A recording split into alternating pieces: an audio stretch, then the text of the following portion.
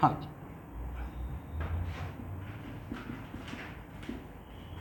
Problem dish, हाँ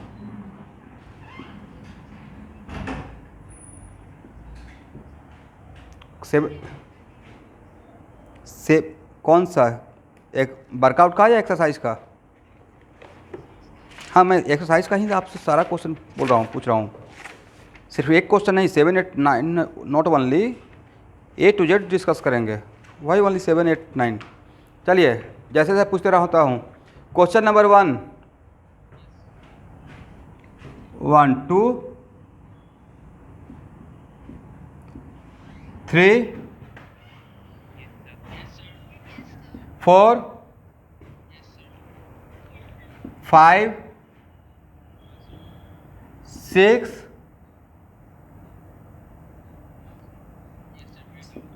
7 8 9 10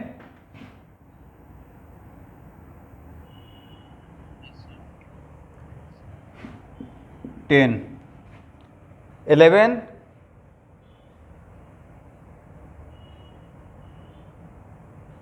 doubt है तो हाँ बोलना है।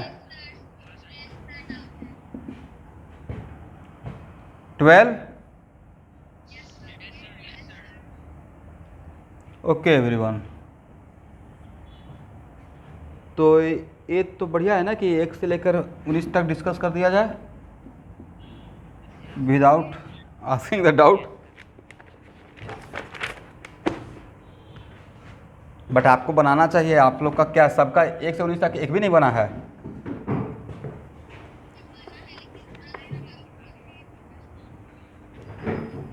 नहीं तो बनना चाहिए। अगर नहीं बना है इसका मतलब उसमें प्रॉपर ऑनेस्टली टाइम नहीं दिया जा रहा है। आप जल्दीबाजी में सोचते हो एच सी वर्मा जल्दीबाजी में नहीं बनेगा। आपको क्या लगता है पीस ऑफ केक है, आराम से काटे का खा गए? आपको टाइम देना पड़ेगा इस पर, राइट? ये कोई 9th क्लास का मैथ नहीं है कि नहीं बनाएगा तो टीचर से पूछ लेंगे। आपको इस पर टाइम स्पेंड करना पड़ेगा। एक क्वेश्चन को लेकर सोचना पड़ेगा क्यों नहीं बन रहा है, क्या पूछा गया, कहाँ थ्योरी पढ़ाया गया है, राइट? मतलब प्रॉपर भैया आपको टाइम लगेगा पूरा सफिशिएंट, ठीक है? आप मैक्सिमम एफर्ट लगाना है। नहीं बनेगा तो क्वेश्चन मेरे पास फिल्टर होकर आएगा। ऐसा नहीं कि एक बार नहीं बना, समझ में नहीं आया, छोड़ देते हैं सर के लिए। तब उसमें मेरा तो कुछ नहीं होगा, मेरा अच्छा प्रैक्टिस होता जाएगा, बट आपका नुकसान हो जाएगा उसमें। इसलिए बिल्कुल लिखिएगा। एच सी वर्मा का जो रेगुलर नोटबुक है ना, क्योंकि से हाँ यस, उसी में लिखना है। लेकिन मेरा कहना क्या है, मेरा कहना है कि मैक्सिमम एफर्ट लगाना है। 5 मिनट में नहीं बना तो ऐसा नहीं कि छोड़ दिए। भाई हम लोग एक क्वेश्चन लेके लेके दिन दिन में बैठे रह जाते थे एरोडोप का। तो आपको जब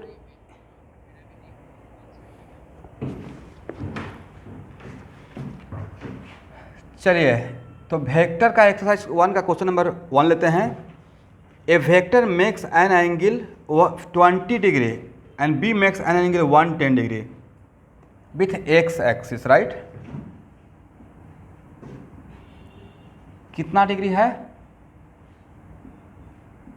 20 डिग्री।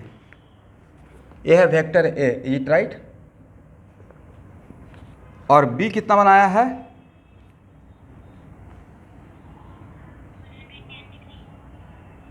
110 डिग्री।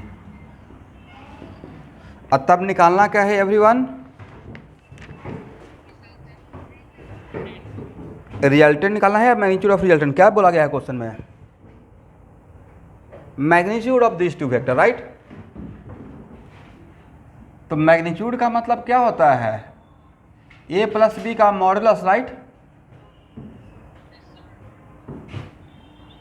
और आपको ये पता है कि कार्टेशियन सिस्टम से, it is very important to note that कि अगर कार्टेशियन सिस्टम से इस क्वेश्चन को सॉल्व करेंगे तो ऑब्वियसली आपको 20 डिग्री का वैल्यू पता करना पड़ेगा। आपको 20 डिग्री का वैल्यू पता है? मुझे तो नहीं पता है भाई। आपके दिमाग में सबसे पहले क्या आएगा? क्योंकि राकेश सर ने तो कार्टेशियन सिस्टम भी पढ़ा दिया है। इन कार्टेशियन सिस्टम में आपको मेन हर्डल क्या क्रिएट हुआ होगा? ऐसे चलते हैं हम लोग, बात करते हुए बनाते हैं इस प्रॉब्लम को, ठीक है? आज बात करते हैं प्रॉब्लम पे।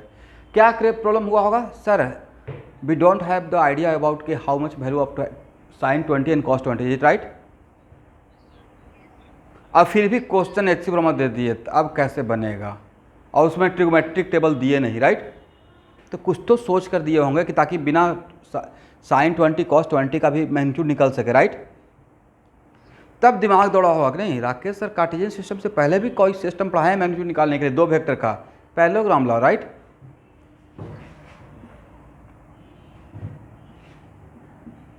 तो आप समझे ना कि कार्टेशियन सिस्टम में क्या प्रॉब्लम हुआ? एंगल का।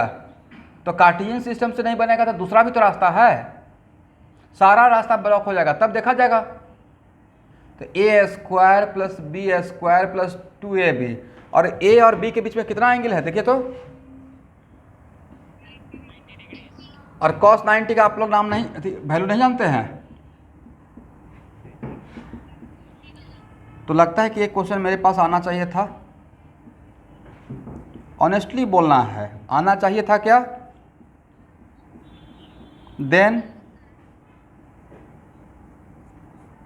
इस प्रॉब्लम में क्या प्रॉब्लम था? मैं डांट नहीं रहा हूँ, जस्ट पूछ रहा हूँ, डांटने कोई मतलब नहीं है, प्रॉब्लम को एंजॉय करेंगे, लेकिन एक्चुअली ये प्रॉब्लम आप लोग से बनना चाहिए था, नहीं?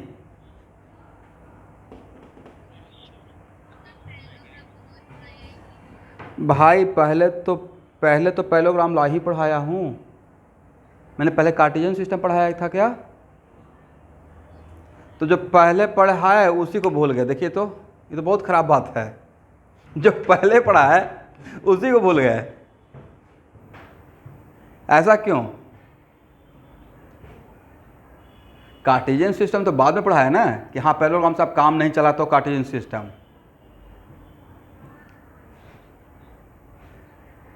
नहीं, जितना सारा मेथड है ना, जैसे method more than one method option क्यों रहता है कि इससे नहीं होता उससे काम कर लेंगे, उससे नहीं होता उससे काम कर लेंगे। तो कार्टेशियन सिस्टम से नहीं हुआ तो एक बार पैरेललोग्राम के साथ मुड़ के देखते हैं किससे बनता है नहीं बनता है, किसी जितना भी मेथड पढ़ा उसमें से किसी से नहीं बनेगा, तो फिर आगे बढ़ते हैं, राइट?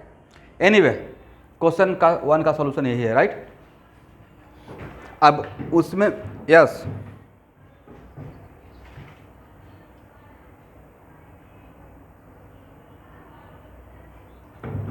कहाँ पे एंगल दिया है?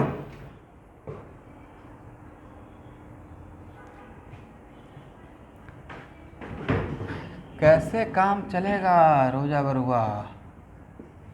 ये फार्मूला पढ़ाए हैं? देन अब पैरेललोग्राम में सिर्फ आपको मैं मैग्नीट्यूड निकालने के लिए सिखाया हूँ या साथ में दो वेक्टर का रिजल्टेंट का एंगल भी निकालने के लिए सिखाया हूँ? मुझसे क्वेश्चन पूछने से पहले खुद से भी एक क्वेश्चन करना है, क्योंकि पैरेललोग्राम लॉ का तो बात सर कर रहे हैं, ये आंसर ऐसे दिया हुआ है, तो पैरेललोग्राम में तो मैग्नीट्यूड निकालने से किसी दो वेक्टर का resultant vector, it is also a vector quantity, right? तो अगर कोई पूछता है कि find the resultant of this two vector, तो सिर्फ मैग्नीट्यूड बताना तो इनसफिशियंट रहेगा ना। मैग्नीट्यूड के साथ अगर डायरेक्शन बता देंगे तब मेरा सफिशिएंट इंफॉर्मेशन हो जाएगा। तो अगर आप पैरेललोग्राम लेके चल रहे हैं तो पैरेललोग्राम लॉ में रिजल्टेंट का एंगल ए या बी के साथ एंगल बताते थे, याद है? तो मान लेते हैं कि आपको किसके साथ एंगल, मान लेते हैं कि रिजल्टेंट का ए के साथ एंगल निकालना है। लेट अस सपोज रिजल्टेंट का ए के साथ मैं अगर बोल रहा हूं कि tan अल्फा इस क्वेश्चन के लिए, where alpha is the angle between resultant and A, तो फार्मूला क्या लिखेंगे यहाँ पे? तो सर फार्मूला लिखिए बी, बोलिए मेरे साथ,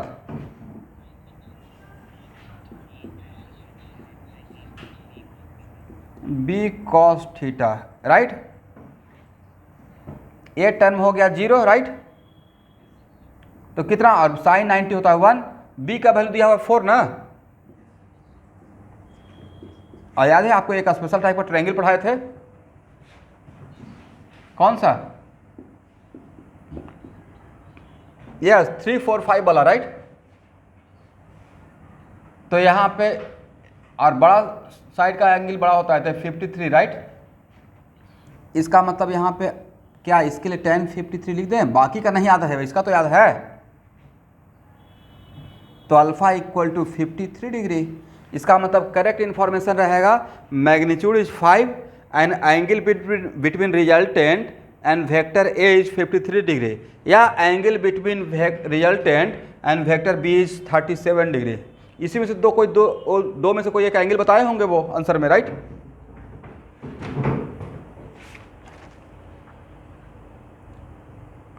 अच्छा, एक्सिस के साथ एंगल बता दिए 5 metre and 73 degree with X axis, कोई बात नहीं है,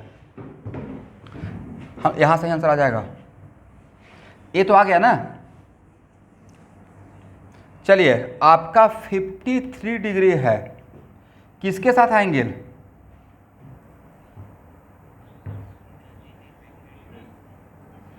अब वेक्टर ए का मैग्नीट्यूड कितना था? चलिए, तो डू वन थिंग कि वेक्टर ए, यहाँ देखिएगा ए एंगल है 20, तो ए एंगल कितना रहा होगा 70, और एंगल कितना आया है ए के साथ रिजल्टेंट का 53, मतलब इन दोनों के बीच में ही कहीं रहेगा, इस लाइन और इस लाइन के बीच में, एग्री? रिजल्टेंट और ए एंगल है 53 डिग्री। आंसर में उन्होंने रिजल्टेंट का एंगल एक्स एक्सिस के साथ मेजर किया, तो 53 और प्लस 20 जोड़ दीजिए, 73 डिग्री। Is it right? हो गया ना? आगे बोलिए भाई, जो अगर मेरा बात सोल्यूशन को समझ गए तो समझे नहीं समझे? जिस एंगल पार्ट को मेरे समझाने के लिए कुछ है ही नहीं, मैं यही चीज़ तो आपको ट्रेंड करने की कोशिश कर रहा हूँ कि मेरे ऊपर डिपेंड होने से ज़्यादा अच्छा है कि आप दिमाग लगाइए ना कि सर ने 53 डिग्री बता दिया, 53 मैंने क्या निकाला? आपको 9th या 10th के बच्चे नहीं हो कि हर चीज़ में टीचर फीड करेगा। अल्फा क्या है? Yes, angle between vector A and resultant, is it right? कितना डिग्री है? आंसर में एंगल किसके साथ दिया हुआ है? रिजल्टेंट का। तो एक्स एक्सिस ए एंगल अगर बता दिए तो एक्स एक्सिस के साथ इस एरो का कितना एंगल होगा? तो ये मेरे इसमें मेरा आप समझाने के लिए क्या बच गया? मेरा काम इतना हो गया, तो आप ये इसमें से 20 नहीं जोड़ सकते हैं? आप ये बोल रहे हैं सर 53 में 20 जोड़ के बताइए प्लीज़, राइट? मैं यहाँ तक पहुँचा दिया, उसके बाद अब आंसर पूछने का तरीका अलग हो गया, तो उसमें यहाँ से यहाँ तक हम लोग जोड़ पाएंगे? जोड़ लेंगे ना?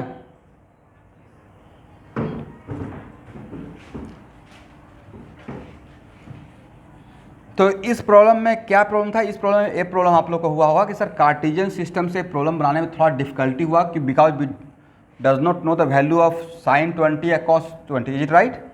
तो इसका मतलब है कि अगर आज के बाद कार्टेशियन सिस्टम से थोड़ा दिक्कत होगा तो हम लोग पास और भी लॉज है नहीं?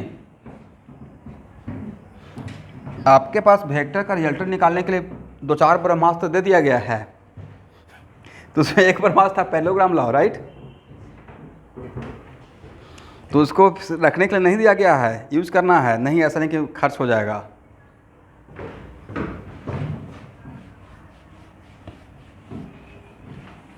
तो क्वेश्चन नंबर 1 में रोजा बरुआ क्लियर हो गया?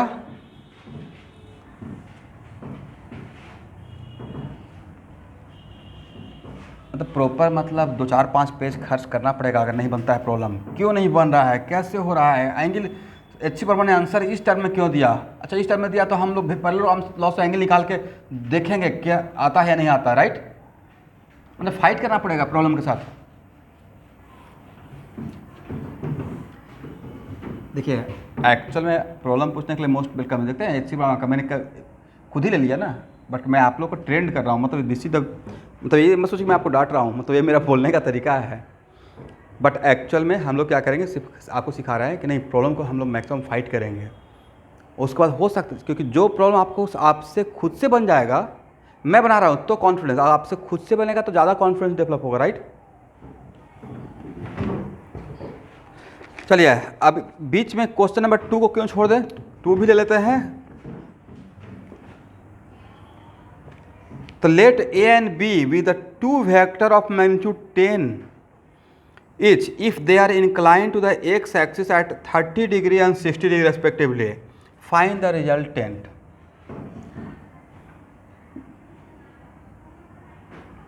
एक है 30 डिग्री पे और एक है 60 डिग्री पे, राइट। ये एंगल कितना 60 और ये एंगल कितना 30, यही बोला गया है ना क्वेश्चन के अकॉर्डिंग। और सबसे बढ़िया बात है, ये तो हम लोग को अब रटा हुआ है कि दो वेक्टर का अगर मैग्नीट्यूड सेम है तो उसका रिजल्टेंट उसके एंगल के बाइसेक्टर से पास करता है, राइट। तो इसको पहले पैरेललोग्राम लॉ से बना के देखें, फर्स्ट मेथड।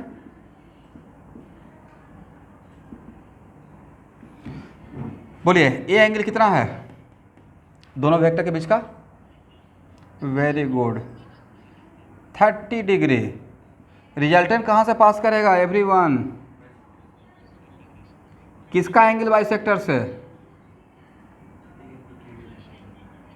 यस। तो रिजल्टेंट रहेगा कि यहाँ से इसके साथ कितना बनाएगा 15 डिग्री, राइट। इसका मतलब रिजल्टेंट का एक्स एक्सिस का कितना एंगल 45 डिग्री, राइट। ये तो ऐसे बन गया। अब सर मैग्नीट्यूड बता दीजिए। तो मैग्नीट्यूड निकालने के लिए हम लोग क्या करते हैं, ए प्लस बी। बहुत आसान क्वेश्चन है भाई, इससे टफ आपको असाइनमेंट भी मिलेगा। इससे भी तो कुछ है ही नहीं। A plus A square plus B square plus 2ab cos कितना लिखे हैं, बोला कीजिएगा 30 डिग्री। और ए और बी का मैग्नीट्यूड सेम है ना, बाहर निकाल दिया जाए तो 1 + 1 + 2 × √3/2 इज इट, राइट। तो 10 √2 + √3, राइट। और √3 का वैल्यू 1.732 और उसमें 2 जोड़िएगा तो क्या हो जाएगा 3.732। तो 3.732 का रूट कितना हो जाएगा,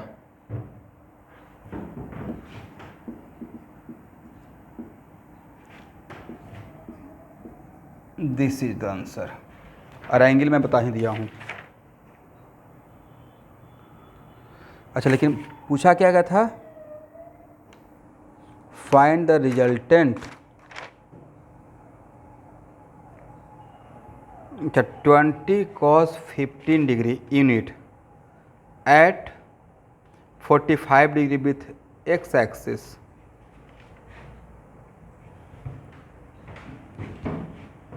बोले मेरा आंसर HV का आंसर एंगल तो आ गया ना 45 degree.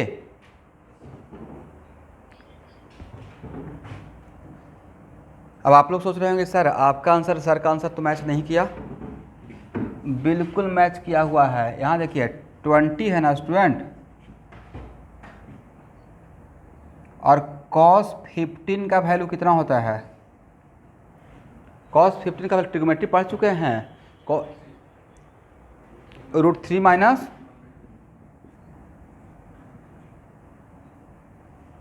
√1/2 √2, right.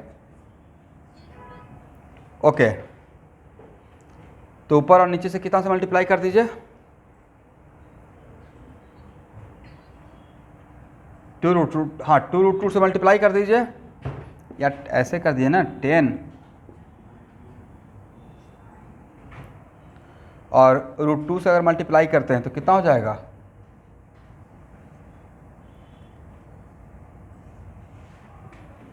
√6 minus √2, right.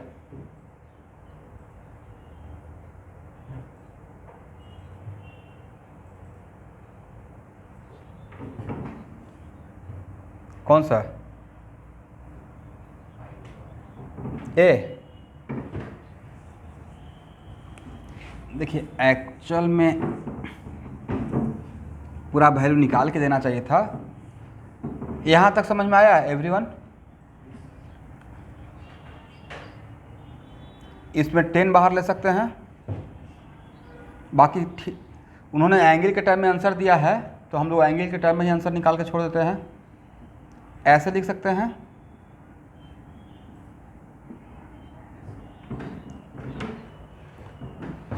Okay everyone. cos 2θ = एक फार्मूला होता है, बोलिए तो क्या होता है,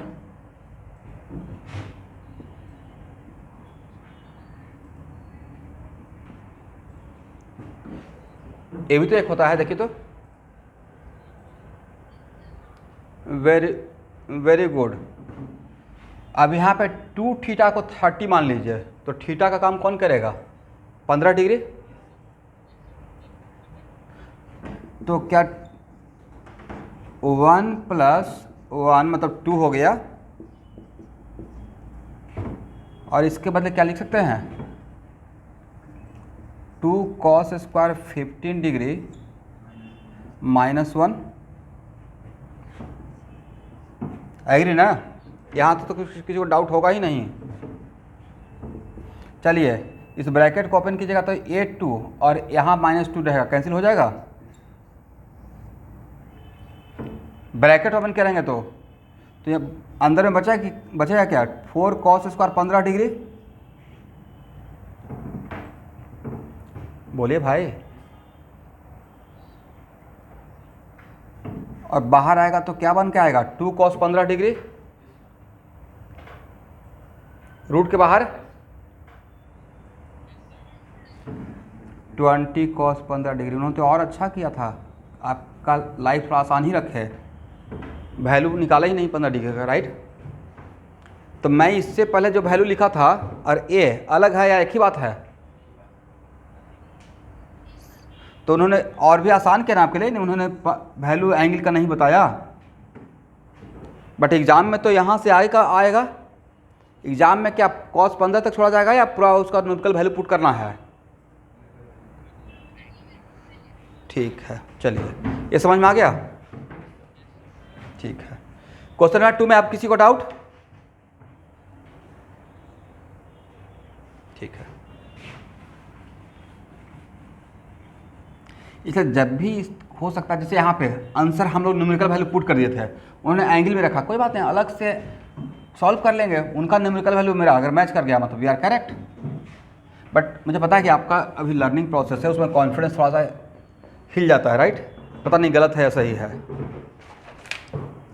चलिए question number 3, add 2 vector A B and C, add vectors A, B and C each having magnitude of 100 unit and inclined to the x-axis at angle of 45 degree, 135 degree and 315 degree. That is very important to note that कि parallelogram में तो एक चीज़ है कि 2 vector को eight ए time जोड़ सकते हैं, बट अगर 2 से ज़्यादा वेक्टर रहेगा तो कौन सा मेथड बेटर था? नॉट ट्रायंगल लॉ भाई, ट्रायंगल लॉ में ट्रायंगल बनाना पड़ेगा, ट्रायंगल लॉ में ट्रायंगल बनाना पड़ेगा, is it right? Cartesian system, correct.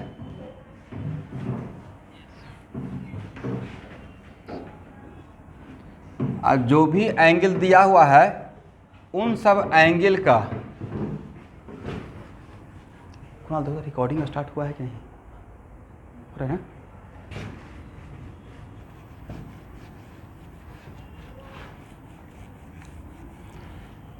पता है कि नहीं कि आज संडे का सुबह सुबह बहुत सारे बच्चे का गुड मॉर्निंग नहीं हुआ था 8 बजे तक, 10 बजे तक।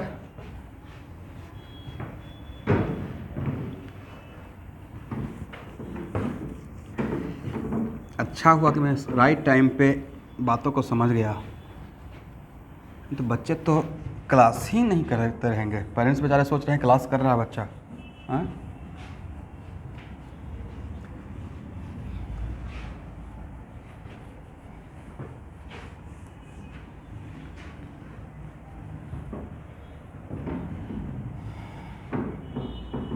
जो न्यू स्टूडेंट ज्वाइन करते हैं उनकी तो कोई बात नहीं है, वो बेचारे अभी कोप अप करने में लगे हुए होंगे, और करना भी चाहिए। चलिए पहला वेक्टर कितना एंगल पे है?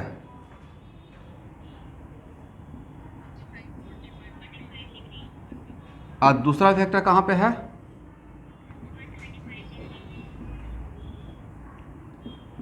वन 130। और तीसरा वेक्टर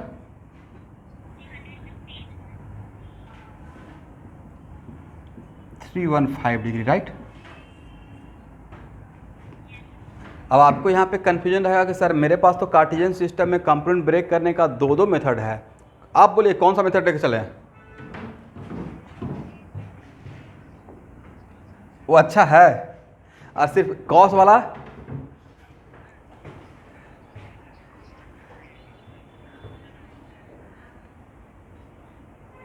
तो बेटर है ना कि जिसमें आप कंफ्यूज हो रहे हैं वो मुझसे पूछिए, ताकि ज़्यादा कॉन्फिडेंस आ जाए। चलिए दोनों मेथड सॉल्व करते हैं इस प्रॉब्लम को, ठीक है।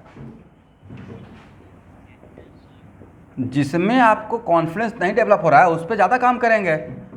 जो सब्जेक्ट स्ट्रांग है make it more and more strong, और जो डाउन हो उसको छोड़ देंगे।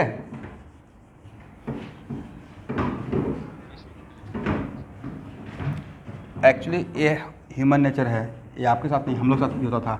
जो सब्जेक्ट में इंटरेस्ट आ गया ना उसी को सुबह शाम तक पढ़ते रहते थे। बट एंट्रेंस एग्ज़ाम के लिए हर सब्जेक्ट में इक्वली ध्यान देना है। फर्स्ट मेथड में रिजल्टेंट के लिए क्या लिख सकते हैं, ए प्लस बी प्लस सी। ओके, तो एक्स आई, इस मेथड में मैं ए वाला फार्मूला लेके चलूँगा, ए साइन थीटा और ए कॉस थीटा वाला, ठीक है, रोजा बरुआ। तो एक्स आई ए वाई जे,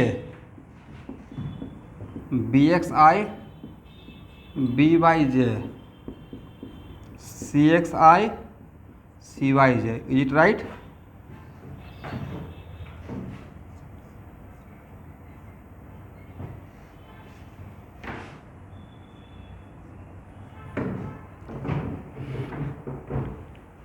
देखिए, पढ़ने और पढ़ाने का तरीका ही होना चाहिए। बोलिएगा तो आपको थोड़ा सा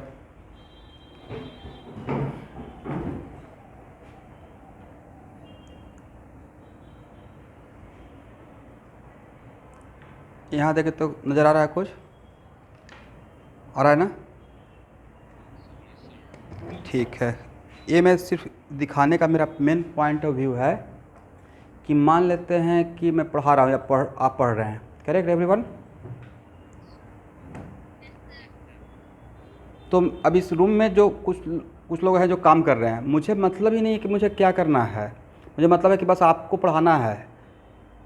मतलब एक कॉन्सेंट्रेशन का बात कर रहा हूँ आपके लिए। घर में बहुत सारे लोग हैं अपना काम कर रहे हैं, राइट?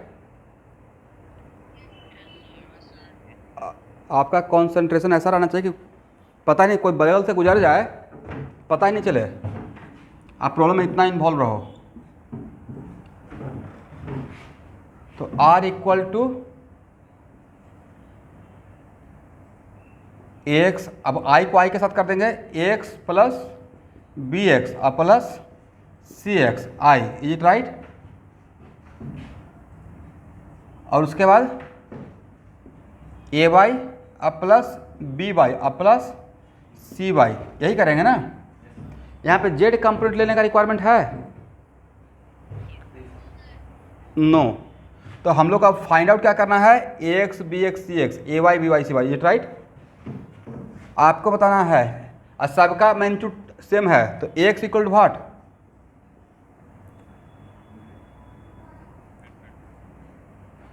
100 cos 45, पहले फार्मूला लिखेंगे, ठीक है, 100/√2।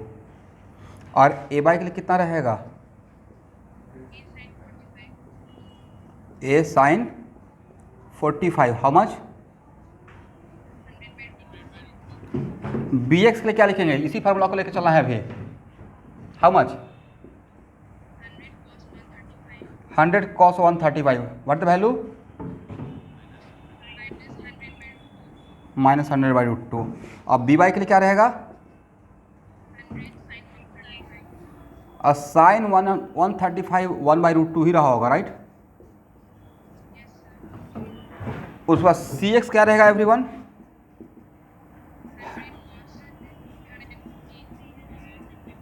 और cos 315 रहेगा 1/√2, इज इट राइट? क्यों रहेगा 1/√2? तो भाई cos 360 minus theta equal to plus cos theta होता था, राइट? फार्मूला पढ़ाया हूँ ना सर, मैं ही तो लिखवाया हूँ, cos 360 minus theta equal to plus cos theta.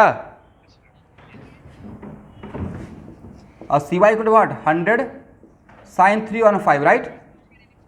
-1/√2 रहा होगा।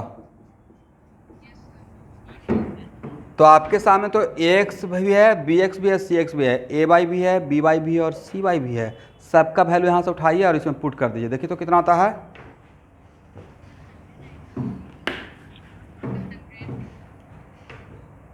ए एक्स का वैल्यू कितना फर्स्ट 100/2, उसके बाद बी एक्स का वैल्यू -100 और सी एक्स का वैल्यू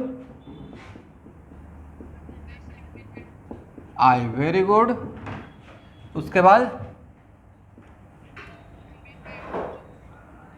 100/√2, उसके बाद प्लस 100/√2 माइनस, वेरी गुड। ए और ए कैंसिल हो जाएगा और ए और ए कैंसिल हो जाएगा, तो आर इक्वल टू बचेगा कितना, और 100 बचेगा, ये बचेगा ना। इसका मैग्नीट्यूड तो सर दिस का स्क्वायर प्लस दिस का स्क्वायर, करेक्ट ना।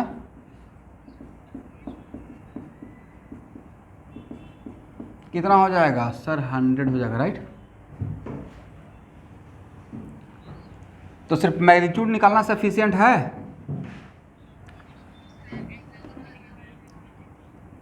तो एंगल कैसे निकालेंगे, R/A, ओके। तो 100/√2 और आपका रिजल्टेंट किस क्वाड्रेंट में, फर्स्ट क्वाड्रेंट में। तो जो भी एंगल आएगा वो एक्यूट एंगल में रहेगा, मतलब 0 से 90 के बीच में, राइट। तो थीटा यही तो रिजल्टेंट रहेगा। चलिए अब एक इंटरेस्टिंग बात बताता हूँ। अभी तक प्रॉपर 100% मोटा मोटी कह सकते हैं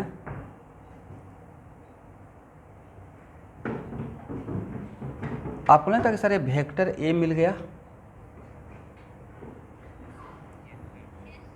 ये अभी तक प्रॉपर एक्टिंग कर रहा था। मैं चाहता था उसको एक लाइन में बोलता, लेकिन आपको कॉन्फिडेंस के लिए देखिए बनाकर हुआ क्या था, इस वेक्टर बी और वेक्टर सी के बीच में एंगल 180 आएगा। देखिए तो 180 आता है,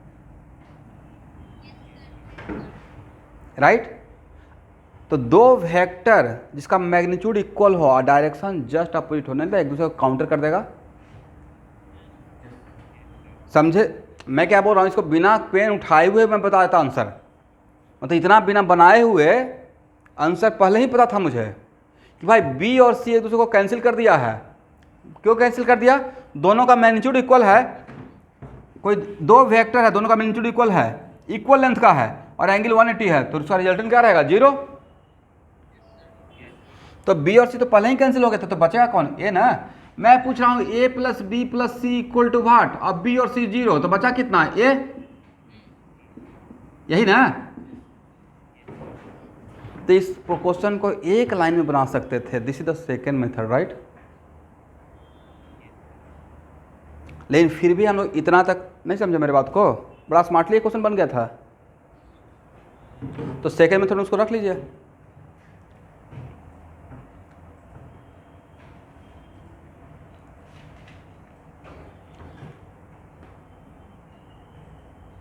थोड़ा जल्दी लिखिएगा और जो नहीं लिख पा रहे हो स्क्रीनशॉट ले लीजिए।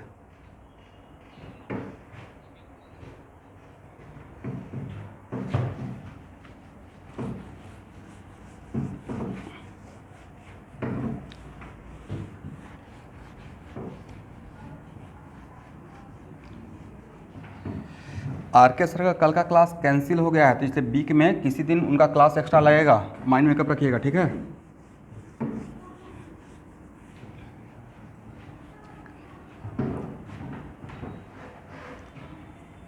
नहीं मिला है तो ऑलरेडी अपलोड हो चुका, अपलोड तो सेम डे हो जाता है, बट आर के सर का लास्ट क्लास का फर्स्ट 5 मिनट मेरे मिस्टेक की वजह से रिकॉर्डिंग नहीं हो पाया था, इसलिए उसके लिए एक्सक्यूज़ कीजिएगा, ठीक है।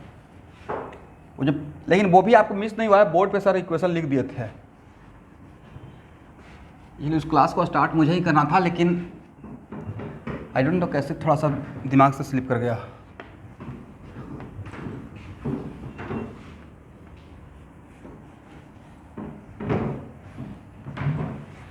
चलिए अब इसी क्वेश्चन को क्या फिर सिर्फ कॉस वाला फार्मूला सॉल्व करने का रिक्वायरमेंट है या उससे आप लोग ट्राई कर लेंगे। थर्ड मेथड लिख लीजिए, एक बार क्रॉस चेक कर लीजिएगा इस मेथड से प्रैक्टिस के लिए। एक मेथड ये भी तो है, इसमें सिर्फ कॉस चलता है, इसमें सिर्फ क्या चलता है, कॉस। और यहाँ का थीटा अलग थीटा है, वहाँ वाला थीटा नहीं है। यहाँ पे थीटा किसका क्या रहेगा, angle between your given vector and your required direction. इसमें एंटी क्लॉकवाइज या क्लॉकवाइज वाला फंडा नहीं है, राइट। चलिए क्वेश्चन नंबर 4 पे आते हैं। थर्ड मेथड ये रख लीजिएगा जो मैंने बोला, कॉस वाला फॉर्मूला से बनाना है, ठीक है। Question number 4, let A equal to this and B equal to this, find the magnitude of A. ये तो बच्चों का क्वेश्चन है, ये मेरे लिए क्वेश्चन नहीं है, राइट।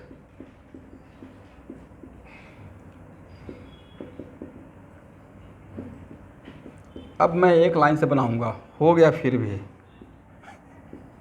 अब बना ही रहे तो कंटिन्यूअस नंबर कर देते हैं। चलिए 4 का स्क्वायर प्लस 3 का स्क्वायर, आप लोग भी क्या याद रखिएगा, कितना होगा। तो इसका मैग्नीट्यूड 3 का स्क्वायर प्लस 4 का स्क्वायर 5। Very good. और a plus B, sorry a plus B equal to लिख दीजिए 7i प्लस 7j, राइट। अब मैग्नीट्यूड कितना हो जाएगा 7√2, इज इट राइट। सिर्फ मैग्नीट्यूड बताने से काम चलेगा। tan theta equal to 7/7 equal to 1, मतलब theta equal to 45 degree, is it right. और a माइनस बी, तो a माइनस बी करेंगे तो 1i माइनस 1j, राइट। मतलब कौन सा क्वाड्रेंट में जाएगा भाई, फोर्थ क्वाड्रेंट, राइट। इतना देर लगेगा, कौन सा quadrant, this is a minus B, correct. a minus B equal to, A भी तो रिजल्टेंट है, किसका रिजल्टेंट है, a माइनस बी का, राइट। तो मैग्नीट्यूड कितना होगा √2, और tan theta equal to -1 by +1 equal to -1, then theta equal to, very good. तो लेकिन tan 135 का वैल्यू भी तो -1 होता है। Very good very good. तो मतलब थीटा इक्वल टू 135 भी हो सकता था और 315 भी हो सकता था। सर इसको रिजेक्ट कीजिए, इसको सिलेक्ट कीजिए, बिकॉज मेरा वेक्टर जो है a माइनस बी और फोर्थ क्वाड्रेंट में है, राइट। हो गया ना। चलिए क्वेश्चन नंबर 4 के बाद क्वेश्चन नंबर 5, क्वेश्चन नंबर 5 पढ़िए तो। हाँ लेकिन बाकी कुछ स्टूडेंट को तो डाउट रहेगा। एनीवन, सब करेंगे, एक लाइन से करूँगा 1 से 19 तक। देखें क्या लिखा हूँ डाउट में, 1 से 19 तक। अगर लिख दिए बोर्ड पे कि मैंने यहाँ से यहाँ तक सॉल्व करना है तो उसको सारा क्वेश्चन सॉल्व करूँगा। बी पेशेंस, थोड़ा सा पेशेंस रखिए। अब एनीवन जिनका क्वेश्चन नंबर 5 नहीं हुआ है, खैर मैं पूछता ही नहीं हूँ, सॉल्व कर लेते हैं, right.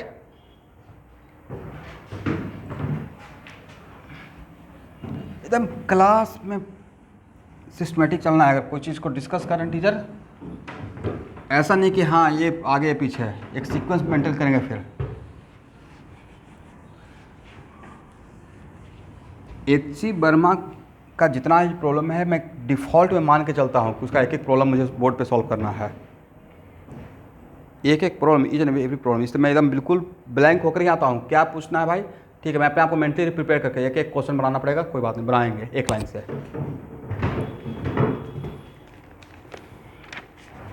Question number 5,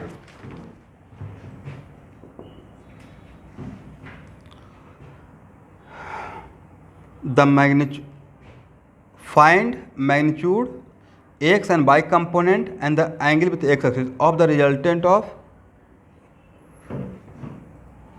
OA BC। A है मेरा OA, ए एंगल कितना है 30 डिग्री, राइट।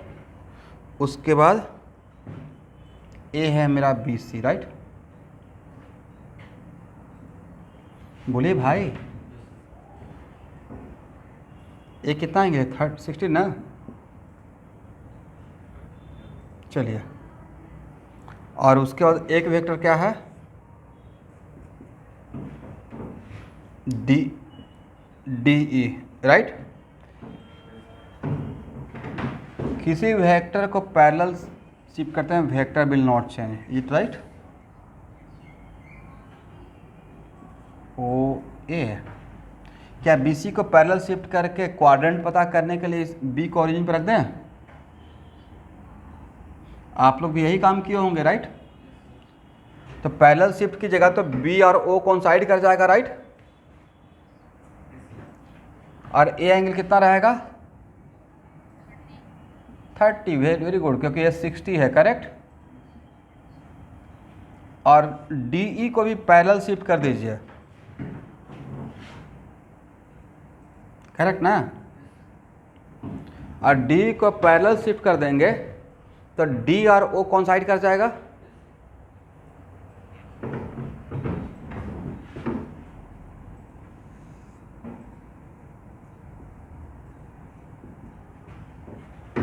और सबका मैग्नीट्यूड तो पता है। ये एंगल कितना है, 30 डिग्री। तो क्या रिजल्टेंट इक्वल टू लिख सकते हैं, ओ ए, ओ सी एंड ओ ई।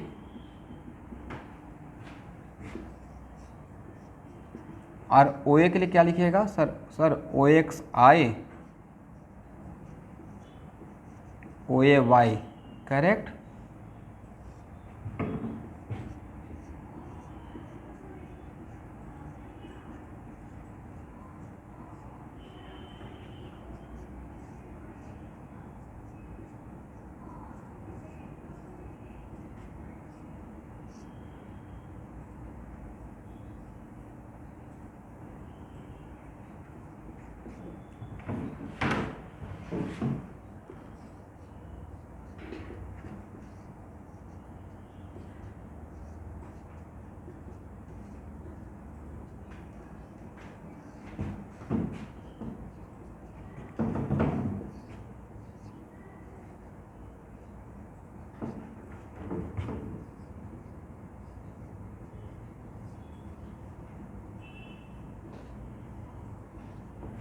करेक्ट है एवरीवन।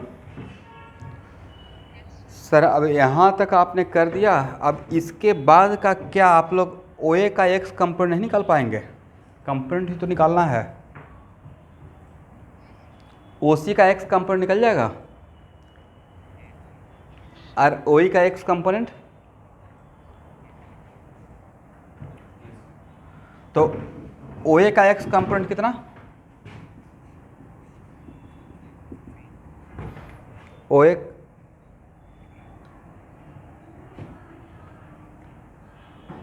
2√3/2 cos 30 ना, मतलब √3। और ओ सी का एक्स कंपोनेंट 1.5, यहाँ से यहाँ तक आएंगे लेंगे ना स्टूडेंट, कितना होगा 120, मतलब 1.5 और माइनस हाफ, मतलब -0.75, इज इट राइट। और वही का एक्स कंपोनेंट से 0 हो जाएगा, देखिए तो मैंने सही बोला, ओके। ओ ए का बाई कंपोनेंट मतलब 1, ओ सी का by component, and what is the value of sign 120, I think √3/2, is it right.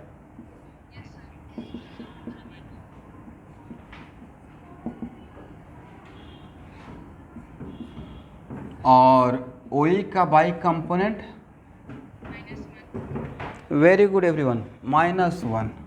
अब वैल्यू पुट कर लेंगे आप लोग यहाँ पे, यहाँ के बाद फिजिक्स खत्म, मैथमेटिक्स शुरू, राइट। और उसके बाद रिजल्टेंट निकाल लेंगे, रिजल्टेंट का मैग्नीट्यूड। तो रिजल्टेंट का एक्स कंपोनेंट पूछा गया था, रिजल्टेंट का क्या पूछा गया था, एक्स कंपोनेंट ना। तो एक्स कंपोनेंट क्या होगा, आई को छोड़कर, बोलना है भाई, राइट। तो बस ए वैल्यू आपके सामने है, इसको यहाँ पे जोड़ पुट कर दीजिए और वैल्यू बता दीजिएगा कितना वैल्यू हो जाएगा। सर √3 और -0.75, देखिए तो मैंने सही लिखा। और इसका बाई कंपोनेंट, बाई कंपोनेंट तो आपके सामने ही है भाई, और ए ए खत्म है, तो बचेगा क्या 1.5 √3/2, राइट। ओ ए का बाई कंपोनेंट, ओ सी का बाई कंपोनेंट और ओ ई का बाई कंपोनेंट 1 प्लस 1.5 √3/2 -1 कैंसिल होकर बचेगा कितना 1.5 √3/2, इज इट राइट। और क्या पूछा गया है, मैग्नीट्यूड निकाल लेंगे।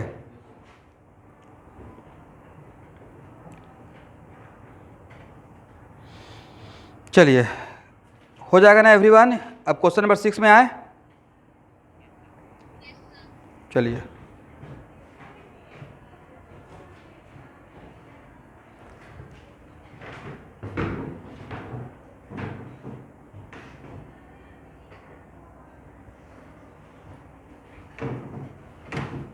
इसको हटाया जाए। हम्म हम्म हम्म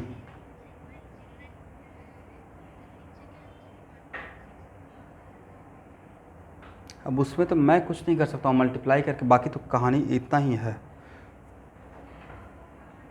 तो कैसे बाकी यहाँ तक करेक्ट है, x component by component same आया, एक्स कंपोनेंट क्या हम लोग सही लाए हैं 0.98 और 1.3, राइट। तो मैग्नीट्यूड तो यही रहेगा ना, RX का स्क्वायर प्लस RY का स्क्वायर रोजा बरुआ। एक्स कंपोनेंट कितना आया था कैलकुलेट करके 0.98, तो 0.98 का स्क्वायर अब प्लस 1.3 का इसको थोड़ा सा एक बार कैलकुलेटर से क्रॉस चेक करके देखिए तो आंसर, जब नहीं आता है तो थोड़ा कैलकुलेटर से सब लोग कैलकुलेट करें।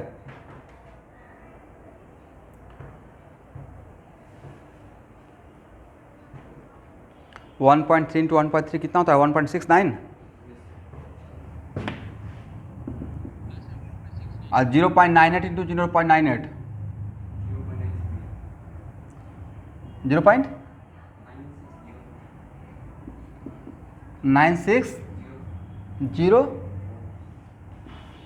और 1.69, तो 1.69 एंड 0.96,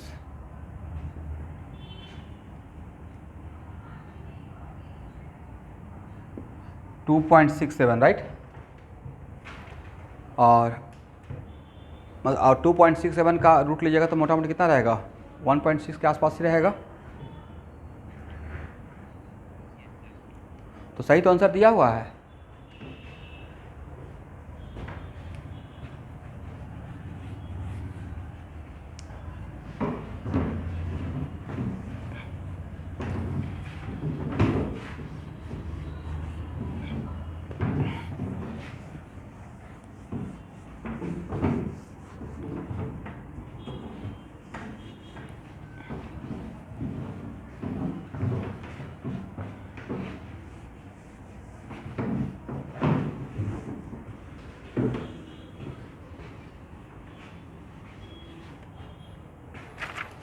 चलिए question number 6, two vectors have magnitude 3 unit and 4 unit respectively, what should be the angle between them if the magnitude of resultant is 1 and 5 and 7 unit.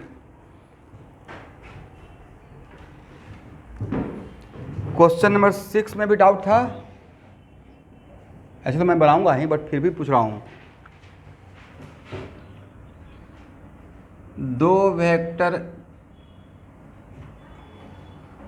इसको पहले किससे पैरेललोग्राम लॉ से बनाए थे? ए तो बन जाना चाहिए नहीं,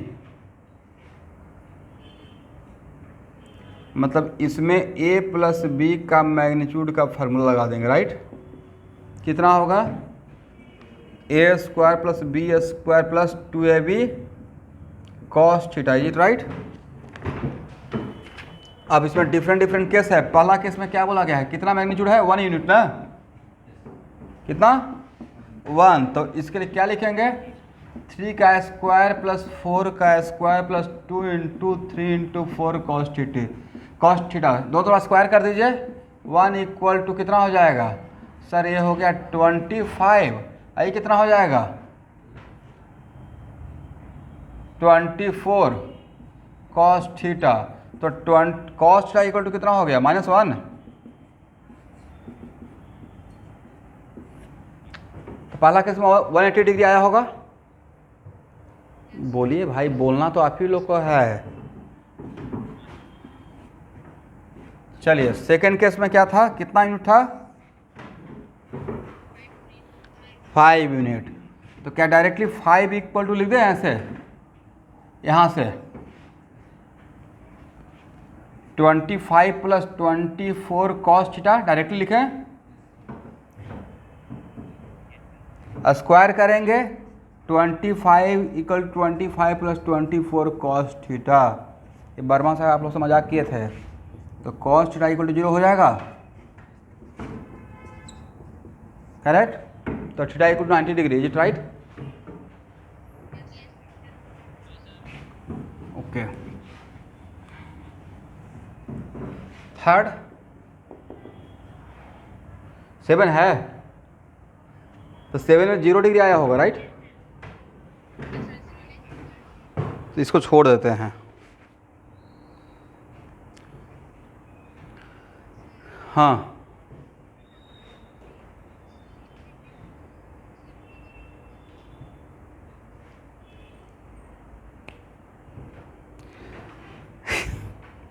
ओके।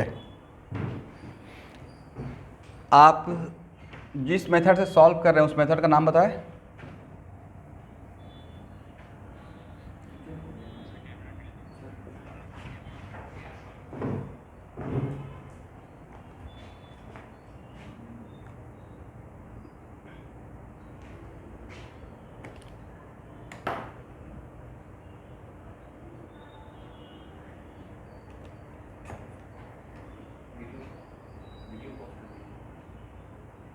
चलिए रोजा बरुआ, मैं डिस्कस कर रहा था कि आप बोले कि सर यहाँ पे क्या बोले, क्या समझ में आया?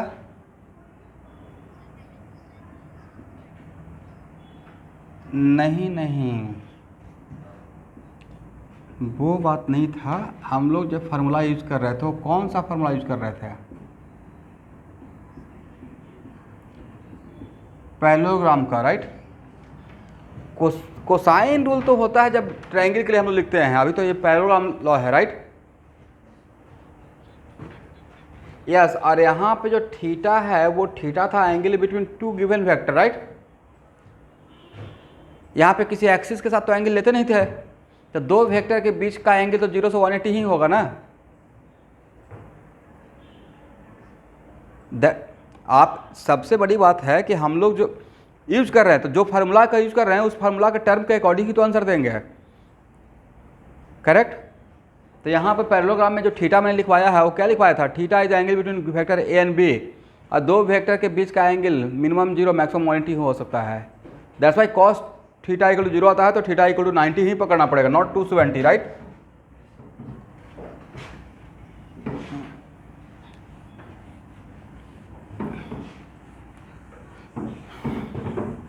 शॉर्ट नोट्स में यही तो लिखना है, फार्मूला लिखेंगे, इसमें थीटा क्या मीन करता है, राइट? ए क्या मीन करता है, बी क्या मीन करता है। चलिए क्वेश्चन नंबर 7 में किसी का डाउट है?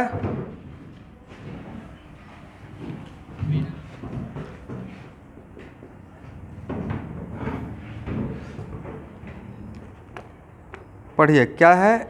A spy report about the suspected car reads as follow. The car moved 2 kilometre towards east. पहले ईस्ट नॉर्थ ये है ना, और साउथ ईस्ट वेस्ट, राइट। एक काम कर लेते हैं हम लोग, पैरेलली अपना एक वर्ल्ड बना लेते हैं। किसका?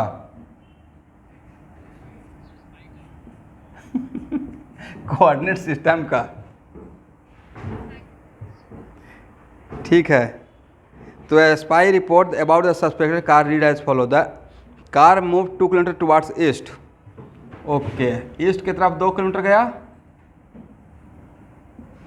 उसके बाद किधर मूव किया है?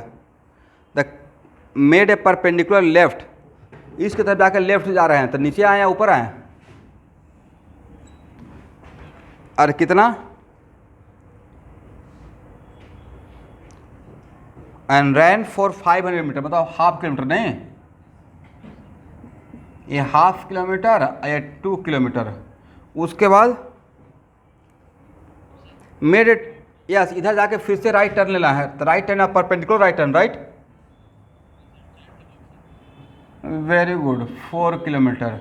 और तब क्या पूछा गया? Find the displacement of the car. तो भाई डिस्प्लेसमेंट ऑफ द कार, अरे ऐसे अगर मैं दिखाया हूँ तो नहीं था कि सारा वेक्टर एक ऑर्डर में दिखाए हैं।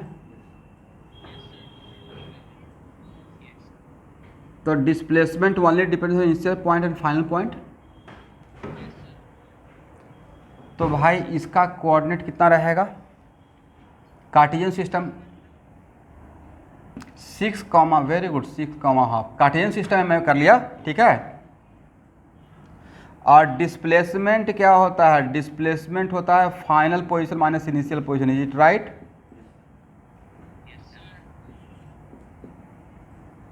Initial position, final position vector का कोऑर्डिनेट सर 6i + ½ j। देखिए तो यहाँ तक सही है। इनिशियल जहाँ से मैं सोच रहा हूँ वो ओरिजिन था, राइट।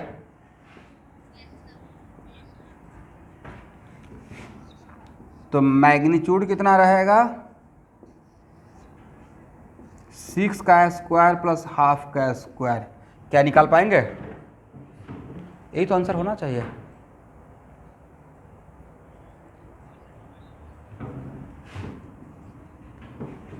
करेक्ट ना? डिस्प्लेसमेंट निकालने के लिए हम लोग को डिस्प्लेसमेंट के लिए पाथ देखना है या बस इनिशियल पॉइंट और final point? Displacement only depends on initial point and final point. तो इनिशियल पॉइंट का कोऑर्डिनेट चाहिए और फाइनल पॉइंट का कोऑर्डिनेट चाहिए, इज इट राइट?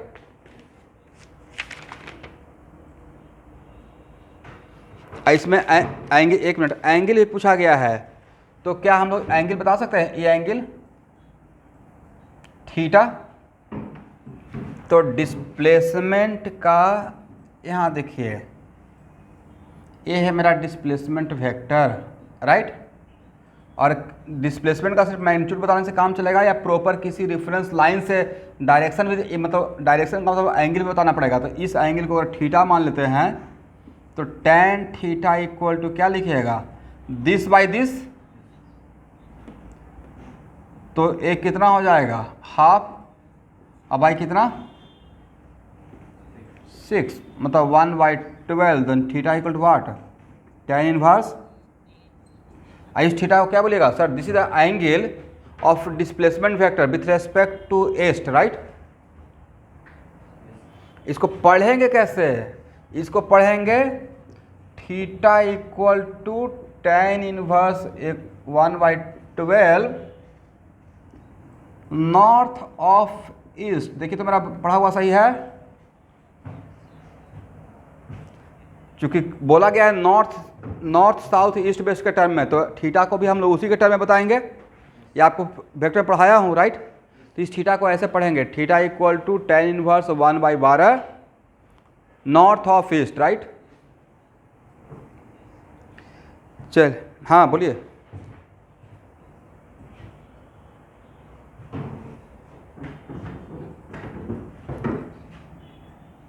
यहाँ से यहाँ तक का कितना मिले? इसका कोऑर्डिनेट बताइए तो। इसका कोऑर्डिनेट इस पॉइंट का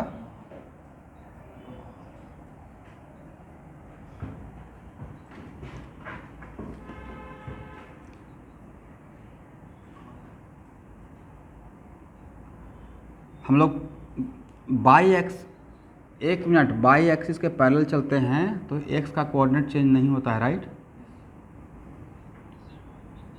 तो यहाँ पे एक्स का कोऑर्डिनेट, यहाँ पे एक्स का कोऑर्डिनेट, यहाँ पे एक्स का कोऑर्डिनेट अलग रहेगा या सेम रहेगा? तो यहाँ पे एक्स का कोऑर्डिनेट 2 रहेगा और बाई का कोऑर्डिनेट हाफ हो जाएगा, ये राइट। 9th या 8th क्लास में पढ़ाया गया होगा आपको कि इस एक्सिस पे बाई एक्सिस के पैरेलल जो एक्सिस रहता है उस पर एक्स कोऑर्डिनेट कांस्टेंट रहता है, इज राइट? हाँ ना, बोलिए। अरे भी पढ़ाया गया होगा हॉरिजॉन्टल एक्सिस पे कौन सा कोऑर्डिनेट सेम रहता है? बाई कोऑर्डिनेट ना। तो यहाँ पे, यहाँ से यहाँ पे एक्स कोऑर्डिनेट 2 और बाई कोऑर्डिनेट 0 यहाँ पे है, इसी लाइन पे आगे बढ़े हैं, राइट। तो यहाँ का एक्स कोऑर्डिनेट अलग हो जाएगा या सेम ही रहेगा? सिर्फ एक बाई कोऑर्डिनेट कितना हो जाएगा? हाफ, राइट, क्योंकि हाफ किलोमीटर ऊपर गए। अब फिर से इस पर राइट, एकदम बिल्कुल पैरेलल लाइन है इसका, यहाँ इस लाइन पे अगर मूव करेंगे तो इस लाइन पे कौन सा कोऑर्डिनेट कांस्टेंट रहेगा? By coordinate. अब चेंज क्या होगा? एक्स कोऑर्डिनेट, तो बाई कोऑर्डिनेट तो हाफ ही रह गया। यहाँ पे ऑलरेडी एक्स का कोऑर्डिनेट 2 है रोजा बरुआ, तो आगे कितना बढ़े हैं? 4 ना। तो इसका एक्स का कोऑर्डिनेट में और कितना ऐड हो जाएगा? 4 यूनिट ऐड हो जाएगा, राइट। तो यहाँ पे एक्स कोऑर्डिनेट कितना हो जाएगा? 6। तो ये तो सब समझ में आ गया? नहीं, जिनका डाउट है तो फिर दोबारा समझाऊंगा। समझ में आ गया है? थोड़ा भी मन में शंका है तो दोबारा समझाएंगे। चलिए, और उसके बाद थीटा कैसे निकाल लिए हैं? दिस बाई दिस, और उसको हम लोग को एक्स एक्सिस तो बोला नहीं गया था, तो उसको मैं थीटा को क्या पढ़ूंगा? North of east, is it right?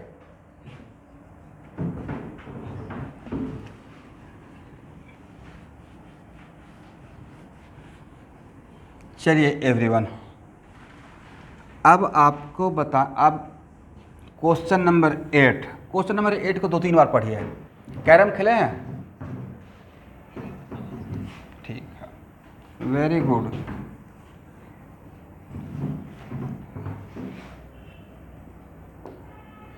Question number 8 पढ़ लिए। एक कैरम बोर्ड 4x4 का है, राइट, 4x4 फीट का है। The queen at the centre, the queen hit by the striker moves to the front edge, rebounds and goes in the hole behind the striking line. यहाँ तक आप sentence समझ में आ गया कैसे कैरम को क्या हुआ है?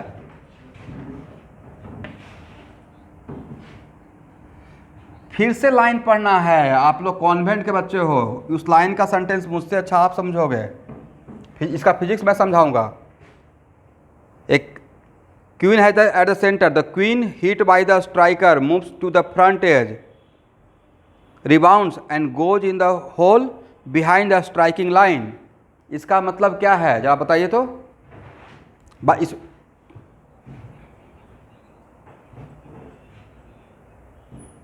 फिर से पढ़िए, ड्रीम वर्ल्ड में नहीं रहना है, दोबारा पढ़ना है। पहले तो कैरम का डायग्राम ड्रॉ कीजिए।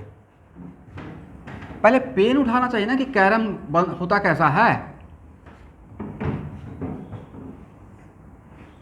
क्या प्रॉब्लम है? आप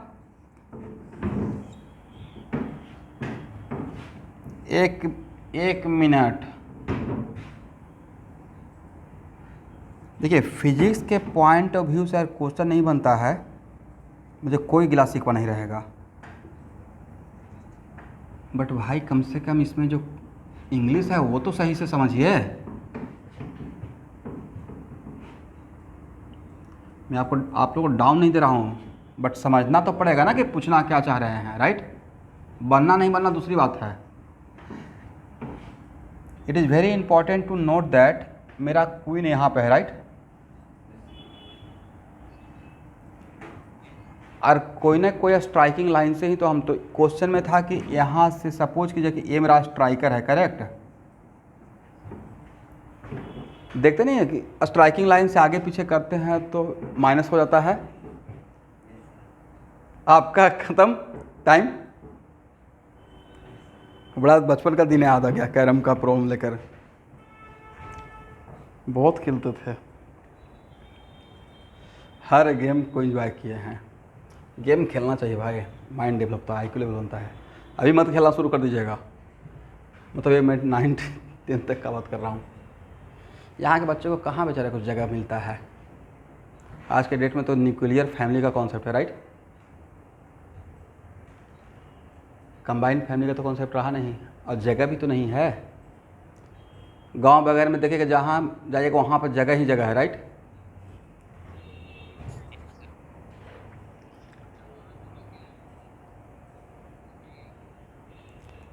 वहाँ पे कैरम तो खैर स्टैंडर्ड गेम हो गया, उससे बहुत क्रिकेट, फुटबॉल, ज़्यादा एक गेम बहुत फेमस रहता है, उस पर भी अच्छी प्रॉब्लम दिए हैं रेशर मोशन में, कंचा, राइट। और नहीं उस पर प्रॉब्लम दिया हुआ है अच्छी बाबा, यहाँ पूरा एक्सप्लेन किया हुआ है कि हाउ टू प्ले कंचा, राइट, रेशर मोशन में। और उसके बाद गुलेल समझते हैं, और उसके बाद गिल्ली डंडा, तो बहुत डिफरेंट गेम है। अभी तो खैर वो सब तो विलुप्त हो जाएगा कुछ दिन के बाद, उसको कहीं पे गूगल में डाल के रखना पड़ेगा, ये सब भी गेम है। अरे दिस इज कॉल्ड हिस्ट्री ना, हम तो जो पुरानी सभ्यता में पढ़ते हैं कि वहाँ पे कैसे लोग रहते थे, this is called what, history. उसको रिजर्व करके रखा जाता है। बहुत सा ऐसा टर्म है कि अब मैं भूलते जा रहा हूँ गांव का, इतने साल अबाउट 20 ईयर्स से बाहर रह रहा हूँ तो बहुत सारा टर्म भूल गया हूँ। Anyway now come to the problem, this is the striking line Roja Barua, right, जहाँ पे स्ट्राइकर रखा हुआ था, करेक्ट। तो स्ट्राइकिंग लाइन के पीछे का होल कौन रहेगा, ये वाला, ये तो फ्रंट साइड का होल है। These two hole are the hole behind the striking line, front. ये सब होल तो क्या रहेगा, बिहाइंड या आगे, इसको पीछे का होल बोलेंगे। दिस, इसका मतलब क्वेश्चन बहुत स्ट्रेट फॉरवर्ड बोला गया था कि स्ट्राइकिंग लाइन, स्ट्राइकर से क्वीन को हिट करेंगे, एक क्वीन जाएगा फ्रंट एज को टच करेगा, राइट, अब पीछे आके यहाँ आएगा। तो इसमें बेदारसी बोले सर जहाँ से गया था वहीं पे तो आ गया डिस्प्लेसमेंट जीरो। भाई गया था सेंटर से और आया यहाँ पे, डिस्प्लेसमेंट जीरो होगा।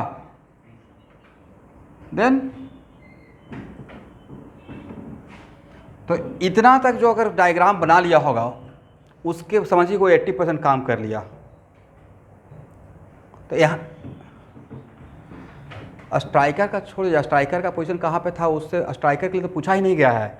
मेरा काम क्वीन के लिए है, राइट। समटाइम्स ऐसा रहा है कि मैं स्ट्राइकर को यहाँ पे रखकर भी इसको हिट करूँगा तो यहाँ पे स्ट्राइकर के यहाँ हो सकता है, मुझे पता है कि यहाँ पे टच करने से जाएगा, राइट। देखिए ना, कभी कभी यहाँ पे सामने रखिएगा फिर भी आप एकदम यहाँ पे बिल्कुल इसके सामने वाला लाइन पे रख के भी इसको हिट करूँगा तो इधर जाएगा। ये डिपेंड से इसका किस पॉइंट पे टच करेगा, करेक्ट, वो प्लेयर पे डिपेंड करता है। एनीवे तो ये मेरा मतलब नहीं था कि वेयर इज द स्ट्राइकर, मतलब था कि इसको इस तरीके से हिट किया गया है कि यहाँ से आकर पीछे आया है। तो हम लोग प्रॉब्लम सॉल्विंग पर्पस के लिए इसको ओरिजिन मान लेते हैं, क्वीन के सेंटर को, राइट। तो according to my coordinate system जो मैंने डायग्राम दिखाया है उसमें मेरा होल किस क्वाड्रेंट में है, डू इट फास्ट। यस, इस होल का कोऑर्डिनेट बता पाएंगे,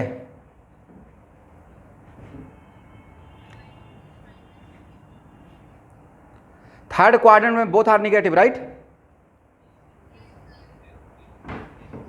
दैट्स वाई मुझे तो लगता है कि -2 होना चाहिए। व्हाट अबाउट यू, अकॉर्डिंग अगर इसको सेंटर मानते हैं तो ये 4/4 है, राइट। तो थर्ड क्वाड्रेंट का इसका इस होल का कोऑर्डिनेट होना चाहिए according to my point of view -2 are you agree. Okay, अब उसमें पहला क्वेश्चन क्या है, find the magnitude of displacement of the queen from the centre to the front edge. कहां से कहां तक का डिस्प्लेसमेंट, यहां से यहां तक का, करेक्ट।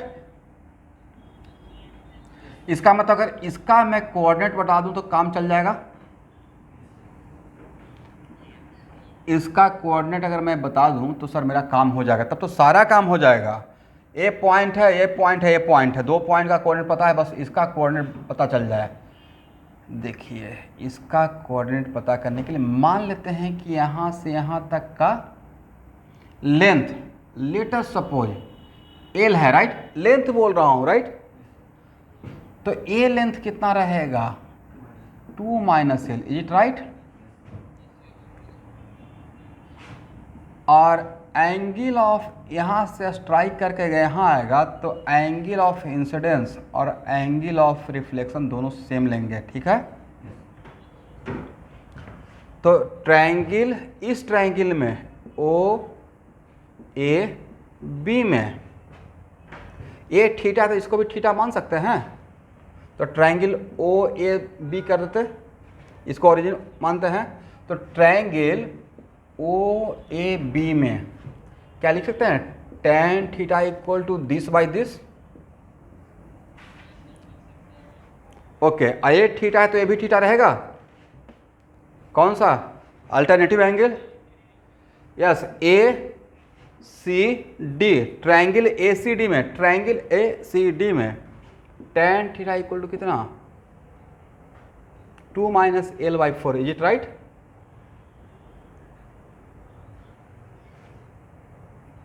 तो क्या लिख सकते हैं, दिस इक्वल टू दिस, ये तो लिख सकते हैं tan theta equal to tan theta. इसका मतलब L by 2 equal to 2 minus L by 4, right. तो सर हम लोग ऐसा करना क्यों शुरू किए, तो भाई मुझे रिक्वायरमेंट था एल निकालने का, उसके लिए सोच रहे थे एल कैसे आउट निकलेगा, फिर पता चला ए एंगल सेम होता है। मतलब इस ट्रायंगल में अगर एक बार एक क्वेश्चन कर दें, एक यहाँ कर दें, काम बन सकता है। तो यहाँ से सॉल्व करेंगे तो कितना हो जाएगा, 2 minus L equal to what, 2 minus L equal to 2 minus L, right, 12 ना, sorry 12, then 3l equal to 2, then l equal to what, 2i3, right. चलिए सारा काम बन गया। इसका मतलब a का कोऑर्डिनेट कितना होगा,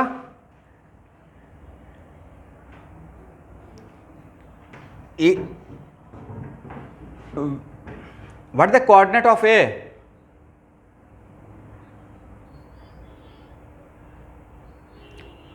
वेरी गुड, इसका कोऑर्डिनेट हो जाएगा माइन, ये तो लेंथ था ना, लेकिन कोऑर्डिनेट में तो हम लोग को साइन के साथ पुट करना है, -2/3, और इसका बाई कोऑर्डिनेट, यहाँ का बाई कोऑर्डिनेट, यहाँ का बाई कोऑर्डिनेट अलग रहेगा, सेम रहेगा। तो मेन सबसे बड़ा काम था ये लेंथ निकालना, नहीं, और उसके लिए क्या काम था, कैरम खेलने के लिए आना। कैरम में ये एंगल क्या रहेगा, सेम रहेगा। मतलब तो इतना आइडिया लेके मारना है कि यहाँ स्ट्राइक करे एंगल सेम होते हुए यहाँ पे आ जाए, राइट। चलिए तो अब हम लोग बनाते हैं 8 का फर्स्ट क्वेश्चन। पहला क्वेश्चन क्या था, सेंटर से फ्रंट एज का डिस्प्लेसमेंट। तो पहला क्वेश्चन में displacement equal to final minus initial लिख सकते हैं, इसको हटाए,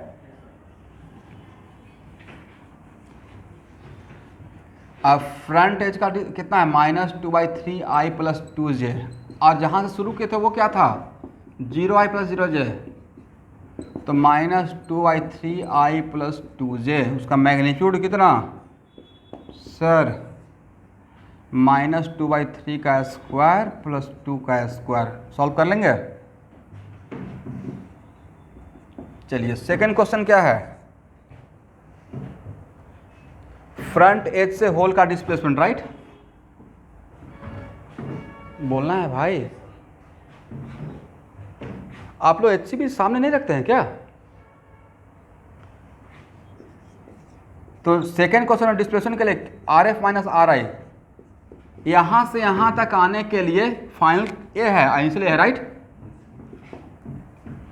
फाइनल का कोऑर्डिनेट कितना रहेगा, -2i - 2j, is it right. Initial coordinate, initial के लिए पोजीशन वेक्टर 0, नहीं विद्यार्थी, we are moving from where to where, A to D, is it right? Question number B में कहां से कहां के बीच का डिस्प्लेसमेंट पूछा गया है? फ्रंट से होल तक का, ए से डी का। तो आर एफ क्या लिखेंगे? इसका पोजीशन, और आर आई की किसका लिखेंगे? ए का पोजीशन है, माइनस माइनस, अब -2/3i अब +2j। देखिए तो मैंने सही लिखा। यहां के बाद आप सॉल्व करके मैग्नीट्यूड निकाल पाएंगे? चलिए लास्ट क्वेश्चन क्या है?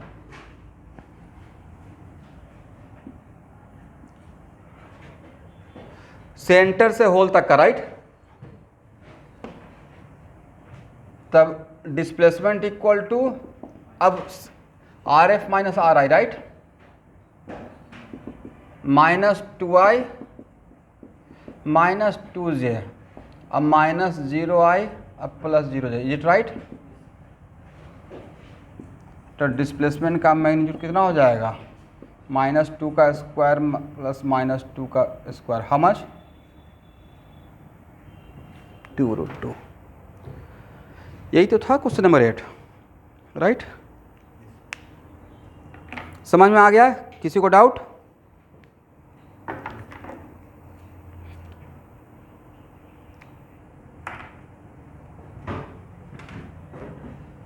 जनरली जब कैरम हम लोग खेलते हैं तो यहाँ पे अगर कुछ कोलिजन नहीं बोला गया है तो यहाँ पे कोलिजन को इलास्टिक कोलिजन लिया गया है, ठीक है? इलास्टिक कोलिजन में एंगल ऑफ इंसिडेंस और एंगल ऑफ रिफ्लेक्शन दोनों सेम होता है, ठीक है? तो कोलिजन के लिए अगर नहीं कुछ बोला गया है तो मोटा मोटी हम लोग क्या मान के चलेंगे? इलास्टिक। तो एंगल ऑफ इंसिडेंस और एंगल ऑफ रिफ्लेक्शन डिफरेंट रहेगा या सेम रहेगा? इसलिए मैंने सेम लिया।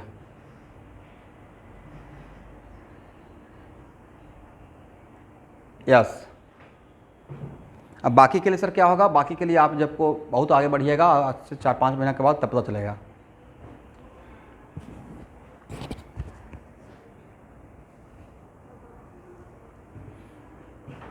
इलास्टिक को देखिए, अभी इसमें बहुत बात करने का रिक्वायरमेंट नहीं है पार्थव, क्योंकि अब अगर मैं बोलना स्टार्ट करूंगा तो फिर सब्जेक्ट से डिविएट हो जाइएगा। इसलिए राइट टाइम पे राइट बातें, लेकिन फिर भी मैं सिर्फ आपके इंटरेस्ट के लिए बोल देता हूँ। बहुत सारा चीज़ है जो कि अभी आपको नया मिलेगा। अब कितना टाइप का भी बोलेंगे, जैसे कोलिजन, दैट पहला division according to dimension, 1 dimensional collision and oblique collision, मतलब 2 dimensional, sometimes 3 dimensional also, right? उसके बाद according to conservation of kinetic energy, there are 3 different type of collision. 1 is elastic, दूसरा is perfectly plastic जिसको हम लोग बोलते हैं perfectly inelastic, third is inelastic. तो what the criteria? Elastic, perfectly elastic में काइनेटिक एनर्जी 100% कंजर्व रहता है before and after. Perfectly plastic में मैक्सिमम काइनेटिक एनर्जी का लॉस होता है। इलास्टिक और प्लास्टिक के बीच का थोड़ा काइनेटिक का लॉस होता है। अब उसको कौन सा इलास्टिक है कौन सा प्लास्टिक है, उसके लिए एक टर्म यूज करता है जिसका नाम है कोएफिशिएंट ऑफ रेस्टिट्यूशन, राइट? अब इसमें बहुत सारा बातें आ जाएगा, मतलब ये अच्छा खासा है, अबाउट 20 आवर का प्रोजेक्ट है।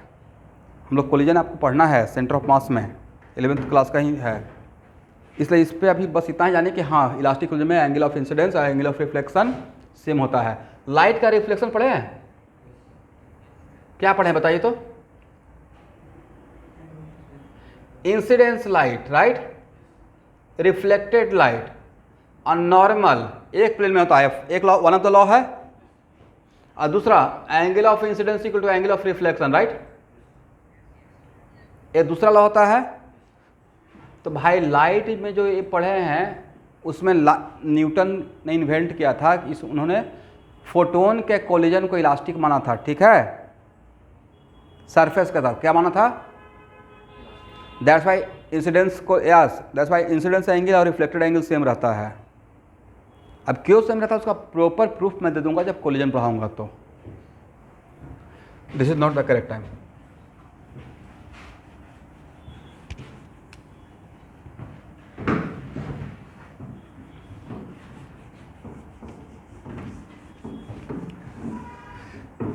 चलिए क्वेश्चन नंबर 9 की किसी का डाउट है? ऐसे तो मैं तो एक लाइन से सॉल्व ही कर रहा हूँ।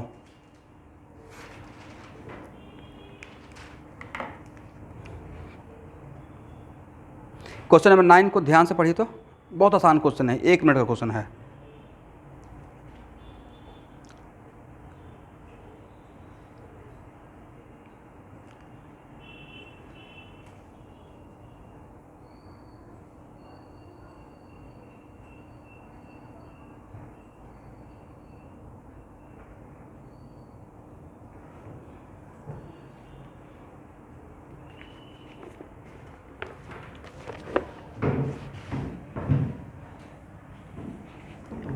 जैसा उन्होंने बोला है उसके अकॉर्डिंग हम लोग कोऑर्डिनेट सिस्टम लेंगे। उन्होंने क्या बोला है क्वेश्चन में? Taking the whole as the origin and the length of the bed as the X axis, its width as the Y axis and vertically up Z axis, right?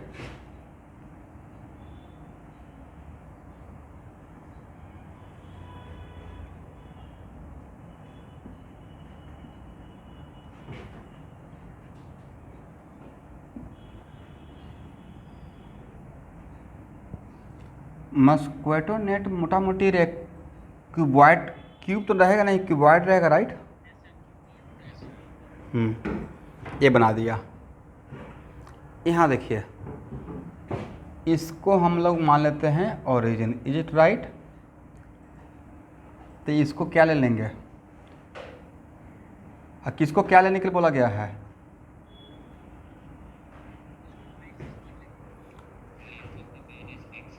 X axis, तो इसको length मान लेते हैं x axis, इसको क्या मान लेते हैं? इसको विड्थ मान लेंगे, हालांकि उल्टा थोड़ा डायग्राम हो गया लेकिन फिर भी कोई फर्क नहीं पड़ेगा। इसको जेड एक्सिस, इट राइट? और लेंथ कितना दिया हुआ है? और ए ओरिजिन 0 0 0, इसका मतलब लेंथ कितना दिया हुआ है एवरीवन? 7 ना? तो क्या है 743 है? ओके, एक मिनट यहाँ देखना है, इसका just diagonally opposite, is it right? तो इसका डायगोनल अपोजिट कौन सा कॉर्नर रहेगा? क्यूब में या क्यूबॉइड में 8 कॉर्नर ना, हाउ मेनी कॉर्नर?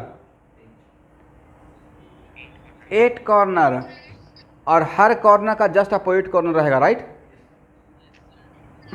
तो भाई इस कॉर्नर का जस्ट यहाँ से मस्क्वेटो मच्छर इन किया, राइट? आउट कहाँ से होगा? कौन सा? This one? यस, इसका मतलब यहाँ से इन किया, यहाँ से आउट, तो सर इसका कोऑर्डिनेट पता चल जाएगा तो काम बन जाएगा, राइट?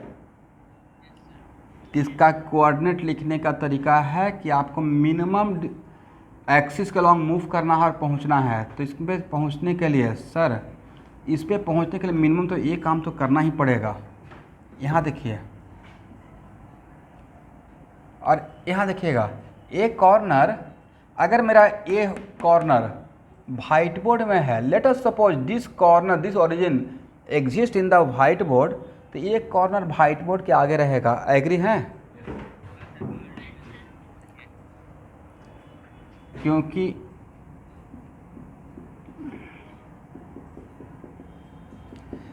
ए वाला साइड अगर वाइट बोर्ड में है तो बाकी साइड तो आगे निकल के आएगा ना, करेक्ट?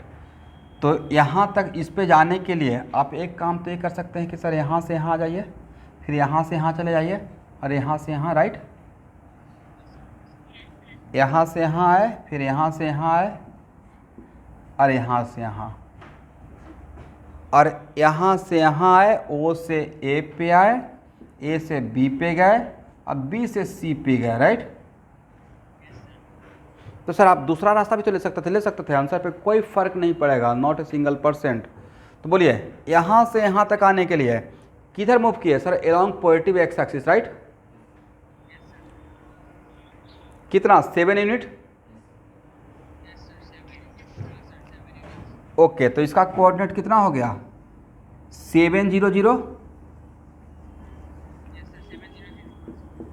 और ए से बी पे गए। अब आप ए से बी पे गए तो बी का कोऑर्डिनेट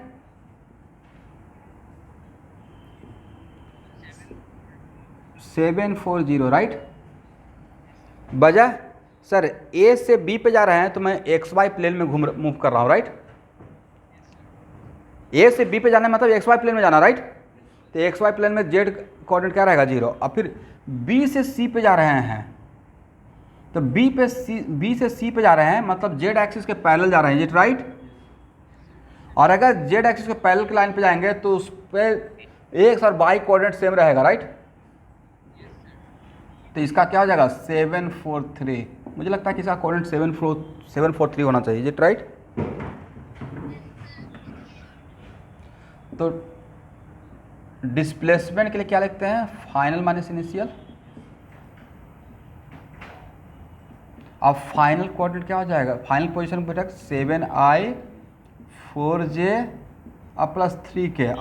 इनिशियल कितना रहेगा एवरीवन,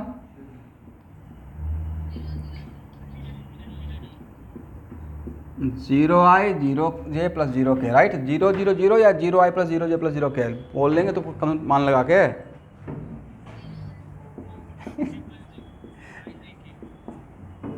ऐसा एक शॉर्टकट काम नहीं चलेगा भाई, यही तो है मन लगाना। या तो नहीं करेंगे, नहीं तो करेंगे तो बढ़िया से करेंगे, राइट। चलिए यहाँ तक हो गया। इसका x कंपोनेंट कितना 7, y कंपोनेंट कितना 4 और z कंपोनेंट कितना 3। चलिए तो इसका मैग्नीट्यूड नहीं निकल जाएगा 7 का स्क्वायर। ये तो बच्चों का प्रॉब्लम था, ये तो बिना फिजिक्स का बन जाता। इस नेट से इस होल से इन किया, यहाँ से आउट हुआ तो सर ये तो मैथमेटिक्स से ही निकल जाता, 9th क्लास का मैथमेटिक्स। इसका डायगोनल का लेंथ निकालना है, राइट। क्यूबॉइड का डायगोनल का लेंथ निकालना है। इसमें फिजिक्स से ज़्यादा मैथ का जरूरत था। चलिए कोई बात नहीं है, ये तो पक्का फार्मूला पढ़े होंगे क्यूबॉइड का डायगोनल का। लेंथ का स्क्वायर प्लस विड्थ का स्क्वायर प्लस हाइट का स्क्वायर, इज इट राइट। चलिए देखिए तो आंसर आया, वेरी गुड। तो रोजा बरुआ आपका डाउट था कौन सा 7 8 9, क्लियर ना। तो एक काम करते हैं, नेक्स्ट क्लास 10 से लेकर 19 तक नेक्स्ट क्लास आपका पूरा सॉल्व हो जाएगा इससे भी। तो आप लोग का एक मिनट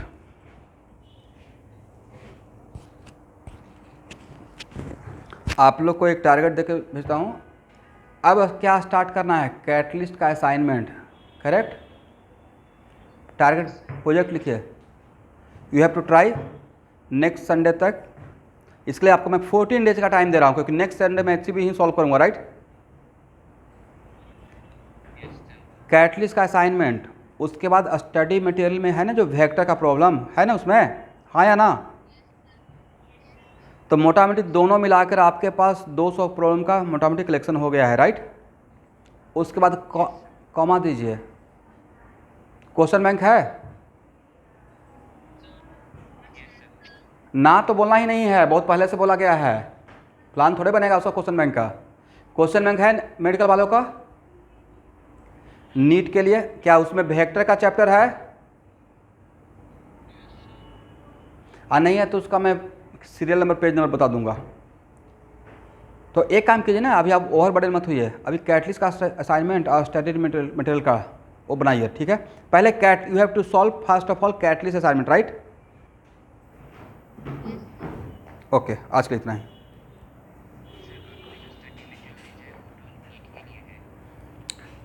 बनाइए वेक्टर का, वो काम चलेगा आपका आपको, लेकिन इंजीनियरिंग के लिए अलग से भेजूंगा।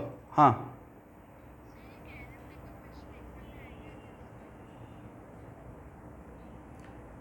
देखिए, ये आप लोग